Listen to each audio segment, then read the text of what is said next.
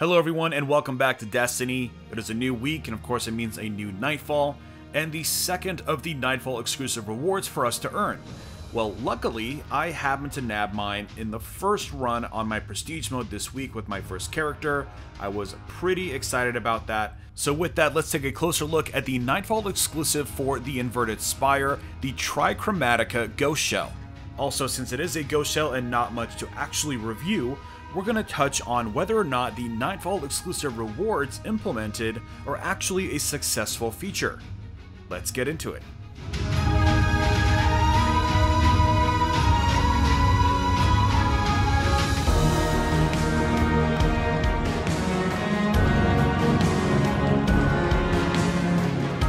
Alright, so like I mentioned, I got this on the first try on Prestige. I was pretty excited about it. Last week it took me about 3 to 4 tries before I got the sniper rifle, so this was definitely a nice surprise.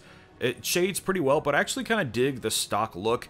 It's got that very brushed metal look that you can see a lot on Nessus's surface, so it's a cool little match. And this is basically, think of it as like a Nessus Super Ghost. So we first have Banshee's favorite, generate gunsmith telemetry data on any elemental kills instead of just one of them. So you can see that's why the ghost is glowing 3 different colors. And then we have Nessus experience log, 10% extra XP while on Nessus. Nessus cache detector detects caches within 30 meters while you're on Nessus. And if you haven't guessed it by this point, not every single one of these Nightfall items are going to be weapons or even armor or gear. It's mostly going to be these accessories, and 3 of them are weapons. So this kind of brings up a topic that I really wanted to dive into much deeper, and that is, I feel like Bungie might be missing the mark on why we cared about these Strike exclusive rewards. Now, I might sound like a broken record, but I think it's mostly because of random rolls. Gear had randomized rolls, whether it was for armor stats or whether it was for weapon perks, and that's what made chasing these items so interesting and so rewarding. Here, it just seems to be fulfilling that request without really realizing what its purpose was. So yeah, it's really nice to have some additional gear, but really, I don't really feel like it's exclusive. Yeah, you know where you can go to get it, but it really comes down to the core issue that the gear in this game doesn't feel very unique or satisfying to get. Even the sniper rifle from last week was just another sniper rifle. It was cool that it had 2 perks instead of 1, but really that was about it. The great thing about the Strike exclusive reward system in Destiny 1 was that it was paired with the key system and with the fact that you would go in and look for your specific role of the gun or the armor piece that you wanted. As it stands right now, we have, 7 or 8 pieces of gear. We go ahead and find every single one of those by playing the Prestige mode a couple times, and then that's it. As soon as we do it once, you're never going to need to go back to it ever again. And again, we're back in the same place as to why am I playing Prestige mode.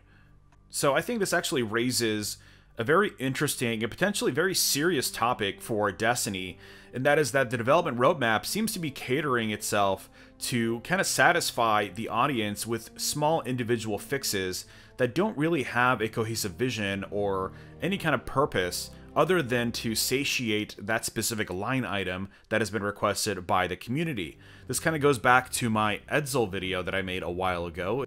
If you don't know what I'm talking about, I made a video a couple weeks ago going over how Destiny 2 cannot become Destiny 1. Both it would be detrimental, but also it's physically incapable of becoming Destiny 1 because it has so many vastly different core fundamental features that don't allow these systems from Destiny 1 to properly fit into this game. So when the community asks for something like Strike exclusive rewards, that doesn't really translate properly into Destiny 2, and neither do a lot of these other features. I really hope they're working on a massive rework on the entire economy and weapon system of the game for the Fall expansion, because as it stands right now, it's just not going to work with them layering on these old features from Destiny 1 into a game that is not designed to accommodate it.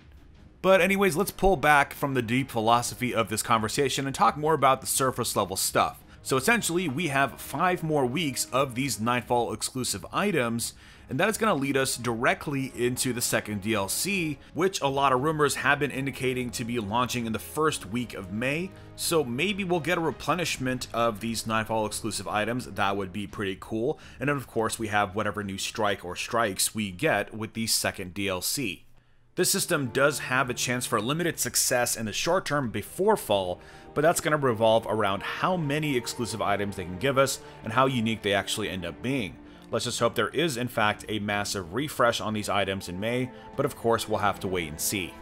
So again, I do want to go into this in much more detail, so I'll probably put my thoughts together a little bit more coherently, and we'll make a dedicated video about it. But essentially, these items are pretty cool. I like the Ghost, it looks neat. The sniper rifle is okay.